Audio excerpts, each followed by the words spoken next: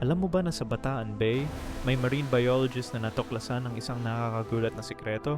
Habang nag-aaral siya ng dugong conservation, nalaman niya na ang mga lokal na mangingisda ay buwan-buwang nag-aalay sa diyosa ng dugong. Tuwing madaling araw, nagbubuo sila ng tuba sa dagat, ginagawa nilang bulaklak ang mga lambat at kumakanta ng mga lumang awiting Kapampangan.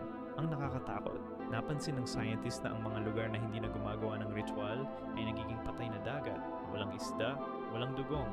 Ang mga matandang mangingisda ay nagsabi sa kanya na nakikita nila ang diyosa, isang malaking dugong na may mata ng tao. Ginagabayan niya ang mga isda papunta sa mga tapat na komunidad, pero ginagawa niyang delikado ang tubig para sa mga nangahawa ng dagat. Nang tingnan ng researcher ang mga datos, napagtanto niya na lahat ng environmental disaster sa bay ay nangyari sa mga buwan na hindi nag-aalay ang mga kabataan. Pero ang pinaka-nakakatakot, nakita niya mismo ang diyosa na umakyat mula sa kailaliman ng dagat at narinig ang supernatural na awit nito na tumatawag sa mga dugong na bumalik.